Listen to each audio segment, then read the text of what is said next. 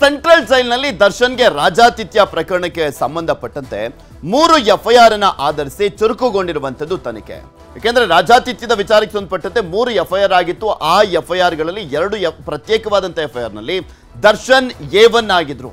So ಹೀಗಾಗಿ ಆ ಕಾರಣಕ್ಕೇನೆ ಬಳ್ಳಾರಿಗೆ ಶಿಫ್ಟ್ ಮಾಡಲಾಗಿರುವಂತದ್ದು. ಇನ್ನು 2 ಪ್ರಕರಣದಲ್ಲಿ ದರ್ಶನ್ ಹೆಸರು ಉಲ್ಲೇಖ ಆಗಿತ್ತಲ್ಲ, ಆಲ್ರೆಡಿ ಒಂದು ಹಂತದಲ್ಲಿ ವಿಚಾರಣೆಯನ್ನ ಮಾಡಲಾಗಿದೆ.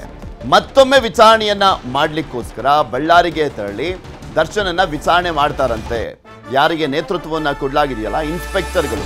ಆಕ್ಚುಲಿ ದರ್ಶನ್ ಪ್ರಕರಣಕ್ಕೆ ಸಂಬಂಧಪಟ್ಟಂತೆ ಒಂದು ಸಿಗರೇಟ್ ಸೇದಿದ್ದಂಥ ಪ್ರಕರಣ, ಮತ್ತೊಂದು ಫೋನ್ ಕಾಲಲ್ಲಿ ಮಾತನಾಡಿದಂಥ ಪ್ರಕರಣದಲ್ಲಿ 2 ಇನ್ಸ್ಪೆಕ್ಟರ್ಗಳಿಗೆ ನೇತೃತ್ವವನ್ನ ಕೊಡಲಾಗಿದೆ. ಒಬ್ಬೊಬ್ರು ಒಂದೊಂದು ಪ್ರಕರಣದ ತನಿಖೆಯನ್ನ ಮಾಡ್ತಾ ಇದ್ದಾರೆ. ಸಿಗರೇಟ್ ಬಗ್ಗೆ ಅಸ್ಪಷ್ಟ ಮಾಹಿತಿಯನ್ನ ನೀಡಿರುವಂಥದ್ದು ದರ್ಶನ್.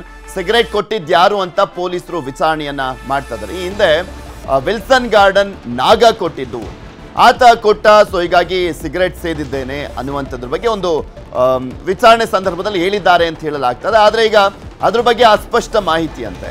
ಈ ಮಧ್ಯೆ ವಿಲ್ಸನ್ ಗಾರ್ಡನ್ ನಾಗನಿಗೆ ಜೈಲಲ್ಲಿ ಡ್ರಿಲ್ ಮಾಡಲಾಗಿದೆ. ದರ್ಶನ್ ನಾಗನ ಬ್ಯಾರಕ್ ಬಳಿ ಇದ್ದಂಥ ಸಿಬ್ಬಂದಿಯನ್ನ ವಿಚಾರಣೆ ಮಾಡಲಾಗಿದೆ. ಜೈಲರ್ ವಾರ್ಡರ್ಗಳ ವಿಚಾರಣೆಗೆ ಮುಂದಾಗಿರುವಂಥದ್ದು ಖಾಕಿ ಪಡೆ. ಅಮಾನತಾಗಿರುವಂಥ ಸಿಬ್ಬಂದಿಗೆ ನೋಟಿಸ್ ಅನ್ನ ನೀಡಿ ತನಿಖೆಯನ್ನ ಮಾಡಲಾಗುತ್ತೆ. ವಿಡಿಯೋ ಕಾಲ್ಗೆ ಬಳಕೆ ಮಾಡಿದ್ದಂಥ ಮೊಬೈಲ್ ಪತ್ತೆಯಾಗದ ಕಾರಣ ಧರ್ಮನ ತೀವ್ರ ವಿಚಾರಣೆ ಮಾಡಲಾಗ್ತದೆ. ಚರಂಡಿ ಅಥವಾ ಮೊಬೈಲ್ ಕುಟ್ಟಿ ಪುಡಿ ಮಾಡಿ ವಾಶ್ರೂಮ್ ನಲ್ಲಿ ಹಾಕಿರುವಂತ ಶಂಕೆ ಕೂಡ ಇದೆ. ಸದ್ಯ ಈ ಬಗ್ಗೆ ಜೈಲಾಧಿಕಾರಿಗಳ ಸಹಾಯದಿಂದ ತನಿಖೆಯನ್ನ ಮಾಡಲಾಗ್ತದೆ. ಇದ್ರ ಬಗ್ಗೆ ಇನ್ನಷ್ಟು ಮಾಹಿತಿಯನ್ನ ಕೊಡ್ತಾ ಹೋಗ್ತಾರೆ ನಮ್ಮ ಪ್ರತಿನಿಧಿ ಮುನಿರಾಜು. ನಮ್ಮ ಜೊತೆ ನೇರ ಸಂಪರ್ಕದಲ್ಲಿ ಜಾಯಿನ್ ಆಗ್ತಾ ಇದ್ದಾರೆ. ಮುನಿರಾಜು, ಇಲ್ಲಿ ಗಮನಿಸ್ತಾ ಇದ್ವಿ ಟೋಟಲಿ 3 ಪ್ರಕರಣ. ಆ 3 ಪ್ರಕರಣದಲ್ಲಿ 2 ಪ್ರತ್ಯೇಕ ಪ್ರಕರಣದಲ್ಲಿ ದರ್ಶನ್ A1 ಆರೋಪಿ ಆಗಿರುವಂಥದ್ದು. ಒಂದು ಹಂತದಲ್ಲಿ ವಿಚಾರಣೆ ಆಗಿತ್ತು. ಈಗ 2ನೇ ಹಂತದಲ್ಲಿ ವಿಚಾರಣೆ ಮಾಡಲಿಕ್ಕೆ ಯಾವ ರೀತಿಯಾಗಿ ಮುಂದಾಗಿದ್ದಾರೆ ಇನ್ಸ್ಪೆಕ್ಟರ್ಗಳು ಬಳ್ಳಾರಿಗೆ ಹೋಗಿ? ಪೃಥ್ವಿ, ಏನೀಗ ದರ್ಶನ್ಗೆ ರಾಜ್ಯಾತಿಥ್ಯ ಕೊಟ್ಟ ಒಂದು ಪ್ರಕರಣಕ್ಕೆ ಸಂಬಂಧಪಟ್ಟಂತೆ 2 ಎಫ್ಐಆರ್ ದಾಖಲಾಗಿತ್ತು. ಈಗ 2 ಎಫ್ಐಆರ್ ಸಂಬಂಧಪಟ್ಟಂತೆ ತನಿಖೆಯನ್ನು ಕೂಡ ಪೊಲೀಸ್ ಅಧಿಕಾರಿಗಳು ಮಾಡ್ತಾ ಇದ್ದಾರೆ. ಈಗಾಗಲೇ ಏನು ಪ್ರಾಥಮಿಕವಾಗಿ ದರ್ಶನ್ ಅವರನ್ನು ವಿಚಾರಣೆ ಮಾಡಿ ಕೆಲವು ಮಾಹಿತಿಗಳನ್ನು ಕೂಡ ಪಡ್ಕೊಂಡಿದ್ರು, ಮತ್ತೆ ಮಹಜರು ಮಾಡುವಂಥ ಕೆಲಸವನ್ನು ಕೂಡ ಮಾಡಿದ್ರು. ಈಗ ಮತ್ತೊಮ್ಮೆ ಇನ್ನೊಂದು ಹಂತದ ಒಂದು ತನಿಖೆಯನ್ನು ಕೂಡ ಈಗ ಪೊಲೀಸರು ಮಾಡ್ತಾ ಇದ್ದದ್ದು.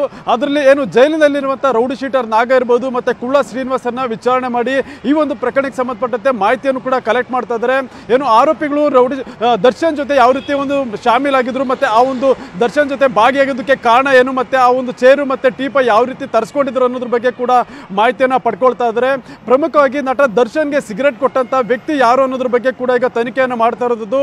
ಏನು ಮೊದಲಿಗೆ ವಿಲ್ಸನ್ ಗಾರ್ಡನ್ ನಾಗ ದರ್ಶನ್ಗೆ ಸಿಗರೇಟ್ ಕೊಟ್ಟಿದ್ದ ಅಂತೇಳಿ ಒಂದು ಮಾಹಿತಿ ಇತ್ತು. ಆದರೆ ಈಗ ಅವರು ಕೂಡ ಇದನ್ನು ನಿರಾಕರಿಸುವಂತ ಕೆಲಸವನ್ನ ಮಾಡ್ತಾ ಇರೋದ್ರಿಂದ ದರ್ಶನ್ಗೆ ಸಿಗರೇಟ್ ಯಾರು ಕೊಟ್ಟರು, ಮತ್ತೆ ಆ ಒಂದು ಮೊಬೈಲ್ ವಿಡಿಯೋ ಕರೆ ಮಾಡಿದಂಥ ಮೊಬೈಲ್ ಏನಿದೆ, ಆ ಒಂದು ಮೊಬೈಲನ್ನು ತಂದುಕೊಟ್ಟವ್ರು ಯಾರು, ಮತ್ತೆ ಇಂಟರ್ನೆಟ್ ಸೌಲಭ್ಯ ಯಾವ ರೀತಿ ಸಿಕ್ತು ಅನ್ನೋದ್ರ ಬಗ್ಗೆ ವಿಚಾರಣೆಯನ್ನು ಕೂಡ ಮಾಡ್ತಾ ಇದ್ದಾರೆ.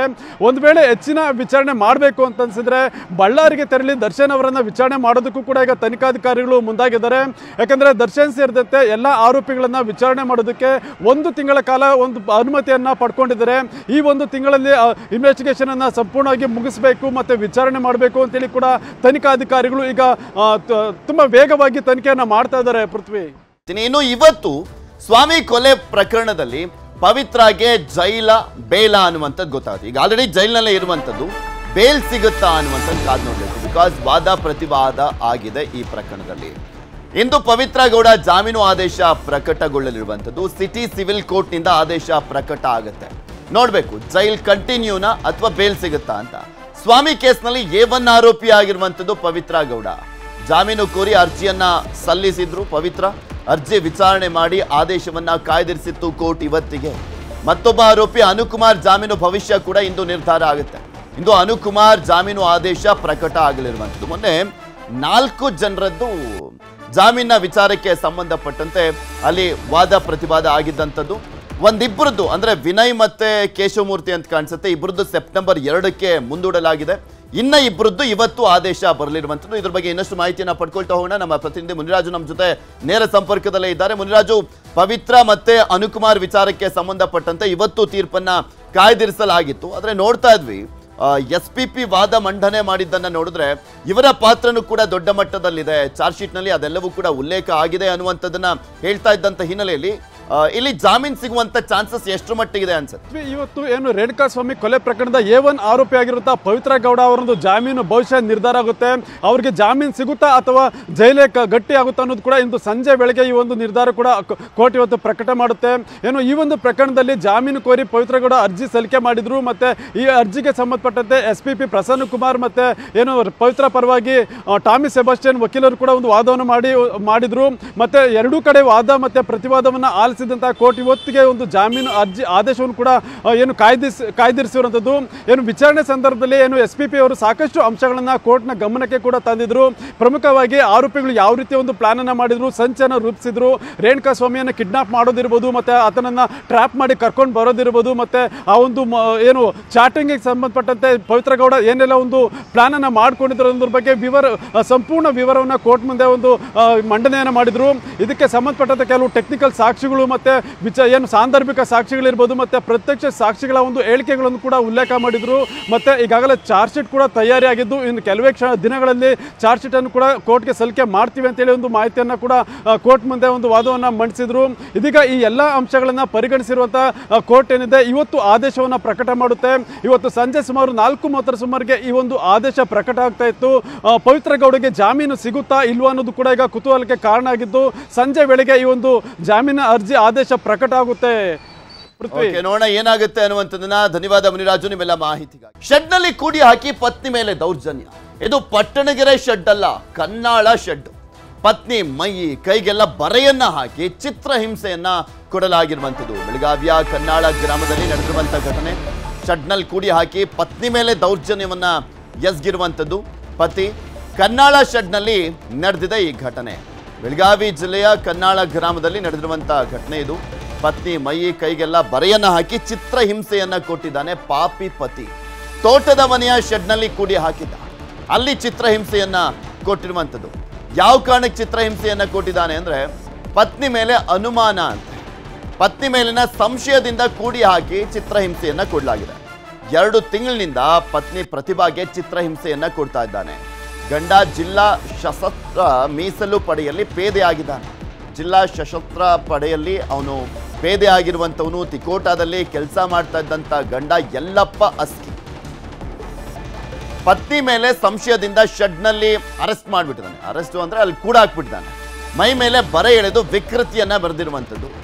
ಪೊಲೀಸೇ ಈ ರೀತಿಯಾಗಿ ಮಾಡಿದ್ದಾನೆ. ಶೆಡ್ನಿಂದ ತಪ್ಪಿಸ್ಕೊಂಡು ಬಂದು ಪ್ರತಿಭಾ ದೂರನ್ನ ಕೊಟ್ಟಿದ್ದಾರೆ. ಪಾಪ 2 ತಿಂಗಳಿಂದಲೂ ಕೂಡ ಕೂಡಿ ಹಾಕಿ ಅನುಮಾನದಿಂದ ಚಿತ್ರಹಿಂಸೆ ಕೊಡ್ತಾ ಇದ್ದ.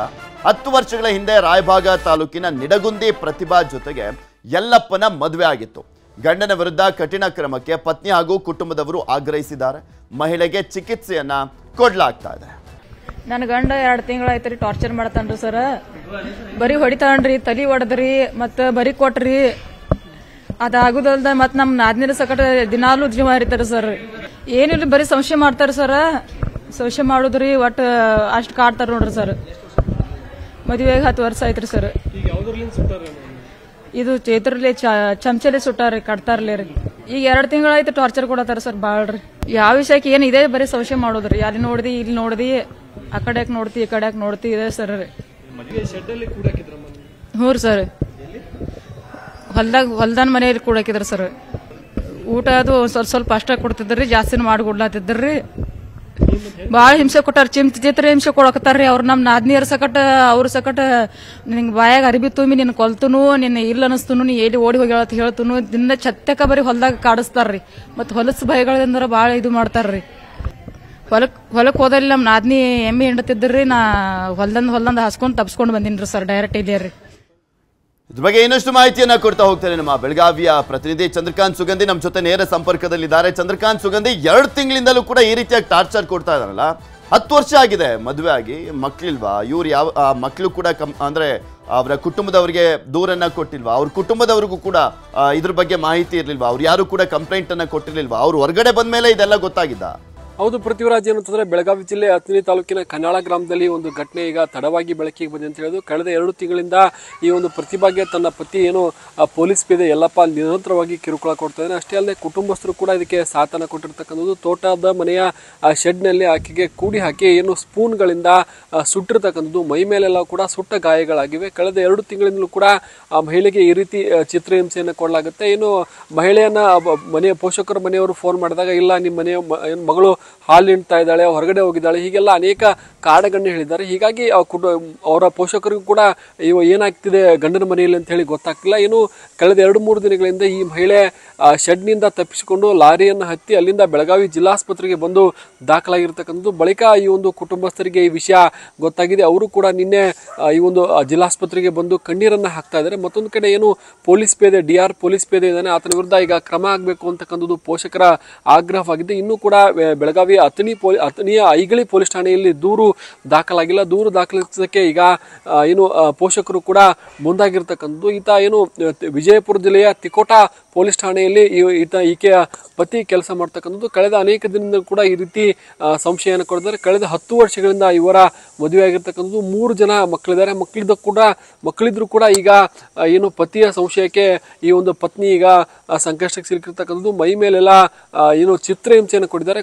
ಜೊತೆಗೆ ಕೊಲೆ ಬೆದರಿಕೆ ಹಾಕಿದ್ದಾರೆ ಅಂತಕ್ಕಂಥದ್ದು ಈಗ ಪ್ರತಿಭಾ ಆರೋಪವಾಗಿದೆ. ಪೃಥ್ವಿರಾಜ್. ಓಕೆ, ಧನ್ಯವಾದ ಚಂದ್ರಕಾಂತ್ ಸುಗಂಧಿ ನಿಮ್ಮೆಲ್ಲ ಮಾಹಿತಿಗಾಗಿ. ಇವತ್ತು ಪ್ರಾಸಿಕ್ಯೂಷನ್ ವಿಚಾರಕ್ಕೆ ಸಂಬಂಧಪಟ್ಟಂತೆ ಸಿಎಂ ಭವಿಷ್ಯ ನಿರ್ಧಾರ ಆಗಲಿರುವಂಥದ್ದು, ಅಂದ್ರೆ ತನಿಖೆ ಮಾಡಬೇಕಾ ಬೇಡವಾ ಅನ್ನುವಂಥದ್ರ ಬಗ್ಗೆ. ಸೊ ಹೀಗಾಗಿನೇ ಮುಖ್ಯಮಂತ್ರಿಗಳು ಫುಲ್ ಟೆನ್ಷನ್ ನಲ್ಲಿದ್ದಾರೆ. ಹೈಕೋರ್ಟ್ ನಲ್ಲಿ ಇಂದು ಅರ್ಜಿಯ ವಿಚಾರಣೆ ಕಂಟಿನ್ಯೂ ಆಗಲಿದೆ. 2 ದಿನ ಅರ್ಜಿ ವಿಚಾರಣೆ ಆಗಿರುವಂಥದ್ದು. ಈ ಪ್ರಕರಣಕ್ಕೆ ಸಂಬಂಧಪಟ್ಟಂತೆ ಮೊದಲ ಬಾರಿಗೆ ಅರ್ಜಿ ವಿಚಾರಣೆ ಆಗಿತ್ತು. ಅದಾದ್ಮೇಲೆ 10 ದಿನಗಳ ಕಾಲ ಮುಂದೂಡಿಕೆ ಆಗಿತ್ತು.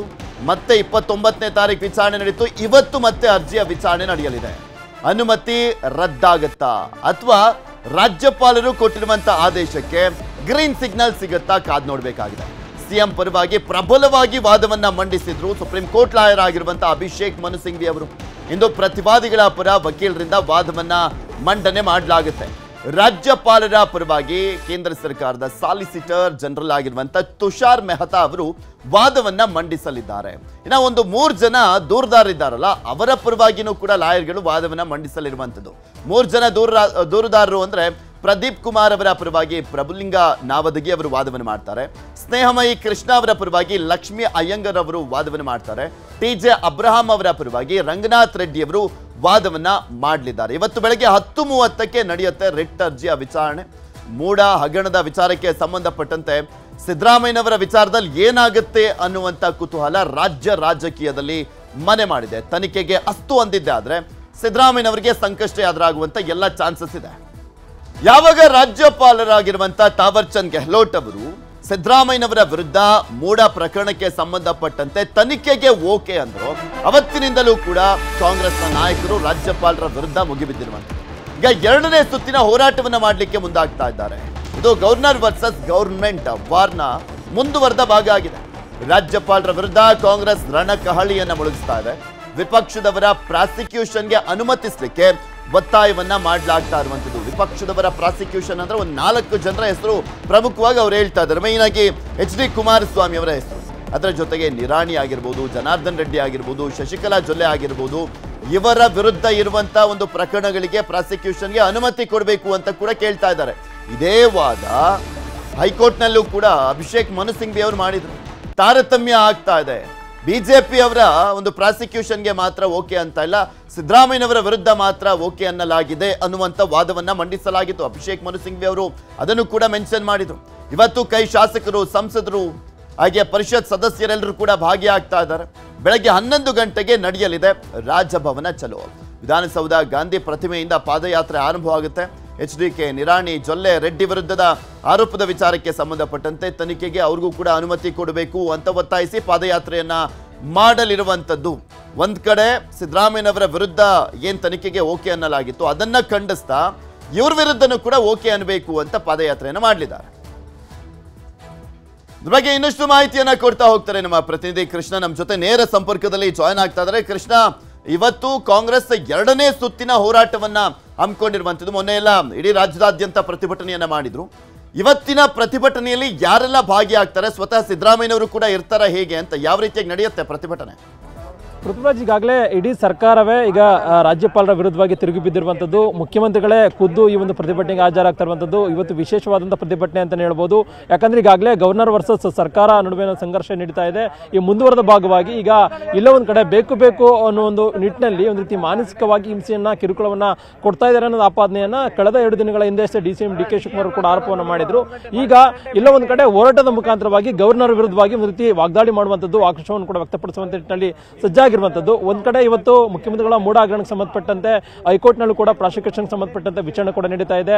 ಆ ಪ್ರತಿವಾದಿಗಳು ಕೂಡ ವಾದವನ್ನ ಮಂಡಿಸ್ತಾ ಇದ್ದಾರೆ. ಮತ್ತೆ ಮುಖ್ಯಮಂತ್ರಿಗಳು ಕೂಡ ಆ ಒಂದು ವಿಚಾರಣೆ ಏನಾಗುತ್ತೆ ಅನ್ನೋ ಒಂದು ಟೆನ್ಷನ್ ಅಲ್ಲೂ ಕೂಡ ಇರುವಂತದ್ದು. ಹೀಗಾಗಿ ಮತ್ತೊಂದು ಕಡೆ ಎಲ್ಲೋ ಒಂದ್ ಕಡೆ ಗವರ್ನರೇ ಇದಕ್ಕೆಲ್ಲ ಕಾರಣ ಅನ್ನೋ ಒಂದು ನಿಟ್ಟಿನಲ್ಲಿ ಒಂದು ರೀತಿ ಆಪಾದನೆ ಮಾಡುವಂತದ್ದು, ಮತ್ತೆ ರಾಜ್ಯದ ಜನರಿಗೆ ಅದನ್ನು ತಿಳಿಸಿಪಡಿಸುವಂತ ನಿಟ್ಟಿನಲ್ಲಿ ಇಡೀ ಕಾಂಗ್ರೆಸ್ನ ಸರ್ಕಾರ ಸಜ್ಜಾಗಿರುವಂತದ್ದು. ಮತ್ತೆ ಬೆಳಗ್ಗೆ 10-11 ಗಂಟೆ ಸುಮಾರಿಗೆ ವಿಧಾನಸೌಧ ಗಾಂಧಿ ಪ್ರತಿಮೆ ಎದುರು ಸಾಂಕೇತಿಕವಾಗಿ ಮುಖ್ಯಮಂತ್ರಿಗಳು ಮತ್ತೆ ಡಿಸಿಎಂ ಡಿ.ಕೆ. ಶಿವಕುಮಾರ್ ಅವರು ಇಡೀ ಸಚಿವ ಸಂಪುಟ ಸದಸ್ಯರೆಲ್ಲರೂ ಕೂಡ ಭಾಗವಹಿಸಿದ್ರ ಮುಖಾಂತರವಾಗಿ ಇಲ್ಲಿ ಪ್ರತಿಭಟನೆಯನ್ನು ಮಾಡುವಂತದ್ದು. ಪ್ರತಿಭಟನೆ ಮಾಡಿದ ಬಳಿಕವಾಗಿ ಇಲ್ಲಿಂದ ರಾಜಭವನದವರೆಗೂ ಕೂಡ ಹೆಜ್ಜೆಯನ್ನು ಹಾಕೋದ್ರ ಮುಖಾಂತರವಾಗಿ ಒಂದು ರೀತಿ ದೊಡ್ಡ ಮಟ್ಟದಲ್ಲಿ ರಾಜ್ಯ ಭವನಕ್ಕೆ ಮುತ್ತಿಗೆ ಹಾಕುವಂತ ನಿಟ್ಟಿನಲ್ಲಿ ಕೂಡ ಸಜ್ಜಾಗಿರುವಂತದ್ದು. ಹೀಗಾಗಿ ಈ ಒಂದು ಪ್ರತಿಭಟನೆ ಅತ್ಯಂತ ಮಹತ್ವವನ್ನು ಪಡ್ಕೊಂಡಿದೆ. ಹೀಗಾಗಿ ಮುಖ್ಯಮಂತ್ರಿಗಳು ಏನೆಲ್ಲ ಮಾತುಗಳನ್ನ ಹೇಳ್ತಾರೆ ಅನ್ನೋದು ಕೂಡ ಈಗ ಸಾಕಷ್ಟು ಪ್ರಶ್ನೆ ಆಗಿರುವಂತದ್ದು. ಒಂದ್ ಕಡೆಗೆ ಈಗಾಗಲೇ ಮೂಢ ಹಗರಣಕ್ಕೆ ಸಂಬಂಧಪಟ್ಟಂತೆ ಇನ್ನೊಂದು ಕಡೆ ಬಿಜೆಪಿ ಮತ್ತೆ ಜೆಡಿಎಸ್ ನಾಯಕರು ತಂತ್ರಗಾರಿಕೆಯನ್ನು ಮಾಡೋದ್ರ ಮುಖಾಂತರವಾಗಿ ಮುಖ್ಯಮಂತ್ರಿಗಳನ್ನ ಕೆಳಗಿಳಿಸುವಂತ ನಿಟ್ಟಿನಲ್ಲಿ ಕೂಡ ಒಂದಷ್ಟು ತಂತ್ರಗಾರಿಕೆಯನ್ನು ಮಾಡಿದ್ದಾರೆ ಅನ್ನೋ ಆಪಾದನೆ ಕಾಂಗ್ರೆಸ್ ನಾಯಕರು ಪ್ರತಿನಿತ್ಯನೂ ಕೂಡ ಹೇಳ್ಕೊಂಡ ಬರ್ತಾ ಇರುವಂತದ್ದು. ಗವರ್ನರ್ನ ಬಳಸಿಕೊಳ್ಳೋದ್ರ ಮುಖಾಂತರವಾಗಿ ಕೇಂದ್ರ ಸರ್ಕಾರ ಕೂಡ ಇನ್ವಾಲ್ವ್ ಆಗಿದೆ. ಇಡೀ ಸರ್ಕಾರವನ್ನು ತೆಗೆಯುವಂತ ನಿಟ್ಟಿನಲ್ಲಿ ಕೂಡ ಕಾರ್ಯತಂತ್ರವನ್ನು ಮಾಡ್ತಾ ಇದೆ ಅನ್ನೋದು. ಹೀಗಾಗಿ ಎಲ್ಲಾ ವಿಚಾರಗಳ ಬಗ್ಗೆ ಇವತ್ತಿನ ಪ್ರತಿಭಟನೆಯಲ್ಲಿ ತಿಳಿಸುವಂತದ್ದು, ಮತ್ತೆ ಒಂದು ರೀತಿ ಇನ್ ಮುಂದೆ ಯಾವುದೇ ಕಾರಣಕ್ಕೂ ಕೂಡ ನಮ್ಮ ತಂಟೆಗೆ ಬರಬಾರದು ಅನ್ನೋ ಒಂದು ಸಂದೇಶವನ್ನ ಕೊಡುವಂತ ನಿಟ್ಟಿನಲ್ಲೂ ಕೂಡ ಈಗಾಗಲೇ ಮುಖ್ಯಮಂತ್ರಿಗಳು ಮತ್ತೆ ಡಿಸಿಎಂ ಡಿ.ಕೆ. ಶಿವಕುಮಾರ್ ಮುಂದಾಗಿರುವಂತದ್ದು. ಆ ಮುಖಾಂತರವಾಗಿ ತಮ್ಮ ಮೇಲೆ ಬಂದಿರುವಂತಹ ಪ್ರಕರಣಗಳಿಗೆಲ್ಲನೂ ಕೂಡ ಮೂಲ ಕಾರಣ ಇಡೀ ಕೇಂದ್ರ ಸರ್ಕಾರ, ಅದು ಎಲ್ಲೊಂದು ಕಡೆ ಗವರ್ನರ್ ಮುಖಾಂತರವಾಗಿ ಅದನ್ನ ಮಾಡ್ತಾ ಇದೆ ಅನ್ನೋ ಒಂದು ಸಂದೇಶವನ್ನು ಕೊಡುವಂತ ನಿಟ್ಟಿನಲ್ಲಿ ಕೂಡ ಸಜ್ಜಾಗಿರುವಂತದ್ದು. ಹೀಗಾಗಿ ಇವತ್ತಿನ ಪ್ರತಿಭಟನೆ ಅತ್ಯಂತ ಮಹತ್ವವನ್ನು ಪಡ್ಕೊಂಡಿದೆ. ಪೃಥ್ವಿರಾಜ್, ಈಗಾಗಲೇ ಮುಖ್ಯಮಂತ್ರಿಗಳು ಕೂಡ ಬೇರೆ ಬೇರೆ ಪ್ರವಾಸನ ಬಿಟ್ಟು ಈ ಒಂದು ಪ್ರಕರಣದ ಬಗ್ಗೆ ಅತ್ಯಂತ ಚಿಂತೆಗೀಡಾಗಿರುವಂತದ್ದು. ಯಾಕಂದ್ರೆ ಇಷ್ಟು ದಿನಗಳ ಕಾಲ ಮುಖ್ಯಮಂತ್ರಿಗಳ ವಿರುದ್ಧವಾಗಿ ಯಾವುದೇ ರೀತಿಯಾದಂತಹ ಆಪಾದನೆ ಮತ್ತೆ ಭ್ರಷ್ಟಾಚಾರ ಪ್ರಕರಣಗಳು ಬಂದಿರಲಿಲ್ಲ. ಆದ್ರೆ ಈಗ ಮೂಢ ಪ್ರಕರಣ ಅನ್ನುವಂಥದ್ದು ಮುಖ್ಯಮಂತ್ರಿಗಳ ಸುತ್ತಲೂ ಕೂಡ ಸಿಲ್ಕೊಂಡಿದೆ. ಹೀಗಾಗಿ ಇದರಿಂದ ಹೊರಗಡೆ ಬರುವಂತ ನಿಟ್ಟಿನಲ್ಲಿ ಕಾನೂನು ಸಮಾರೋಹ ಆಗಿರ್ಬೋದು, ಮತ್ತೆ ಹೋರಾಟದ ಮುಖಾಂತರವಾಗಿ ಸರ್ಕಾರ ಮುಂದುವರೆಸಿರುವಂತದ್ದು. ಹೀಗಾಗಿ ಇವತ್ತಿನ ಹೋರಾಟದ ಮುಖಾಂತರವಾಗಿ ಒಂದು ರೀತಿ ರಾಜ್ಯದ ಜನರಿಗೆ ಇಡೀ ಕೇಂದ್ರ ಸರ್ಕಾರದ ನಡೆ ಬಗ್ಗೆ ತಿಳಿಸಿಪಡಿಸುವಂತ ನಿಟ್ಟಲ್ಲೂ ಕೂಡ ಸಜ್ಜಾಗಿರುವಂತದ್ದು. ಪೃಥ್ವಿರಾಜ್, ಧನ್ಯವಾದ ಕೃಷ್ಣ ನಿಮ್ಮೆಲ್ಲ ಮಾಹಿತಿ.